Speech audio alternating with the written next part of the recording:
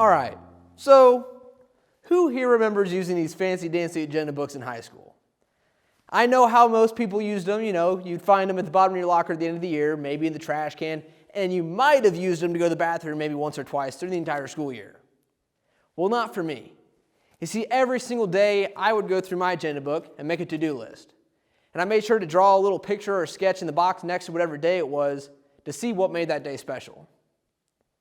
You see, this agenda book taught me how to truly appreciate the present moments. I found out that I needed to focus on what was presently happening. I found out how to make each moment great and how to make each day great in extension. But I didn't quite understand all those things this book taught me until recently. You see, I was a complete jock in high school. I was a 4-sport athlete because 3 just wasn't enough. All-American, all-conference, you name it, I got it. I was a stud. Nah, I'm just playing. I was a complete nerd in high school. I'd never heard of a late assignment. A's and anything under an A was less than adequate, and I made sure I was a teacher's pet in every single class. That is until about January of my senior year. I had just come off winter break, and the only thing on my mind was district convention, which was in March. So, everything else I was doing in class really didn't matter to me. I walked into my first class, my first day back from winter break, AP Chemistry. Sat down at my desk, and again, nothing in that classroom mattered to me because the only thing on my mind was district convention.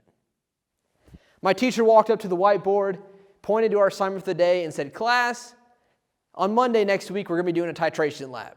All you have to do is watch this video, and you'll be set. You got 5 days to watch this video on campus." Again, I only cared about district convention. Videos don't matter.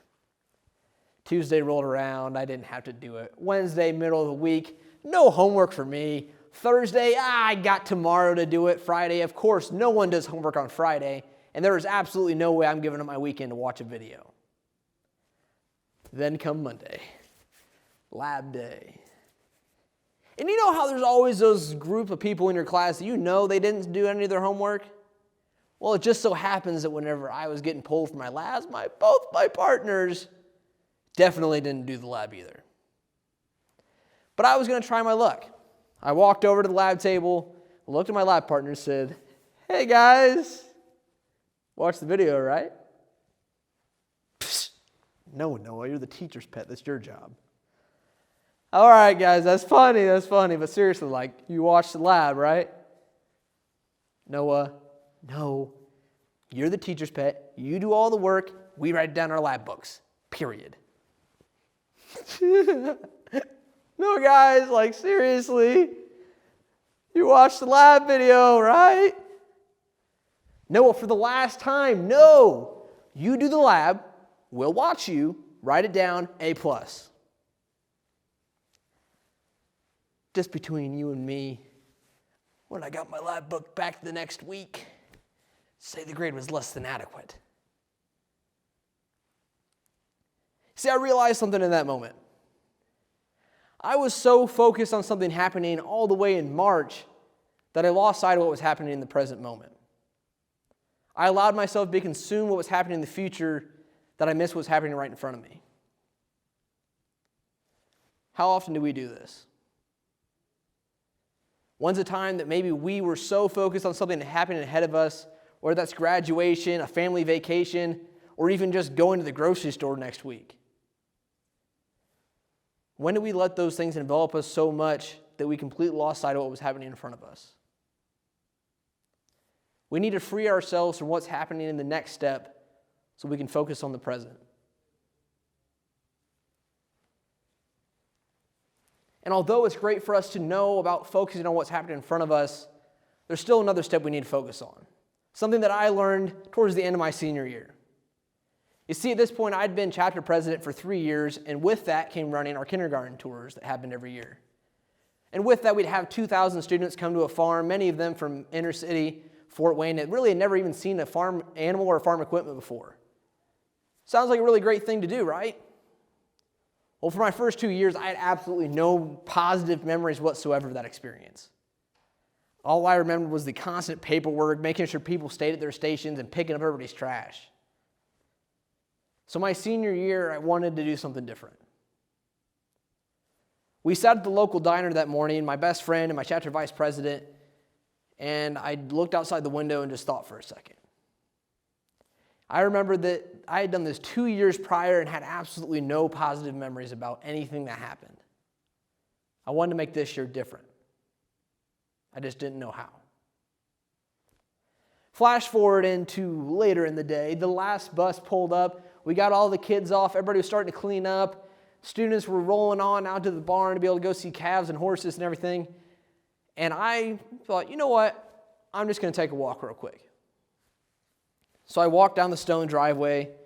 I turned the corner of the flagpole, and I stopped. And I just took it in. I remember the sunlight on my face, smelling the straw from the rabbits getting loaded behind me, heard the kids laughing as they went to go see the chickens outside the barn. And I just took in that moment. I took 5 seconds to just remember what was happening, what made that moment great. And right now, over a year later, I can see myself right in that moment once again. How often do we do that? When was the last time that you stopped and just took 5 seconds to take what was happening around you in? I'm going to go ahead and guess it doesn't happen very often. So let's do that right now. Open your eyes. Take in what's happening to you in front of you right now. Let's take 5 seconds to realize what makes this moment great. Let's go ahead and do that.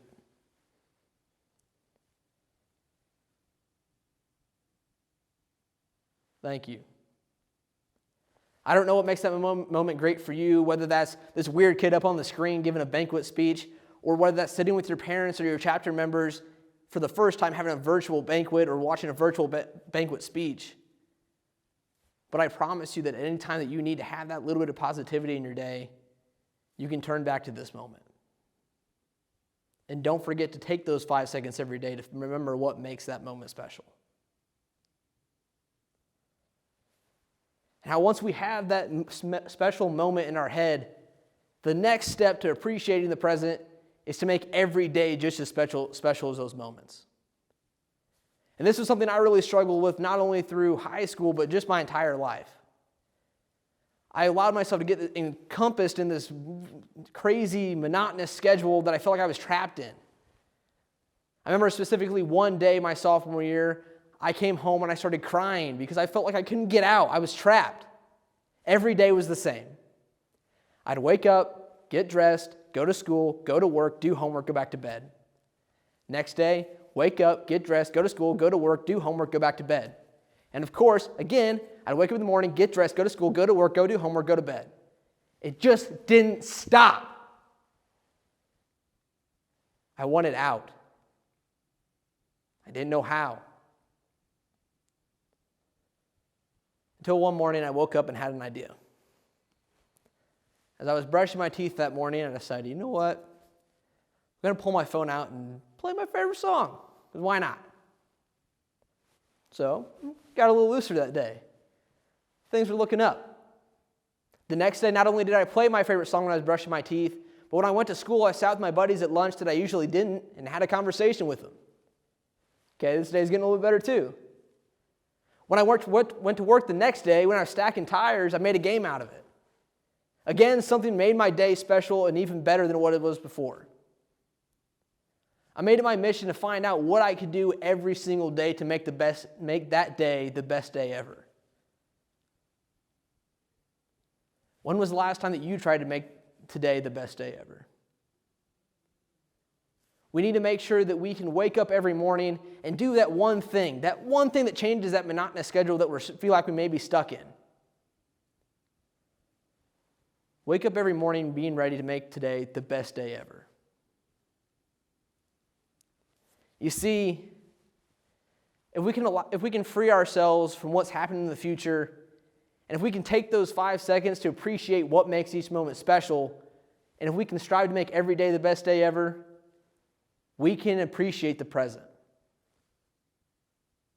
So the next time that we're standing in line at the grocery store, waiting for the clock to hit whatever time it needs to be to get out of class, driving to a family vacation, or just watching TV, allow yourself to be present in that moment. Take those 5 seconds and do whatever you need to do to make that day the best day ever. Because then I know that we can appreciate the present.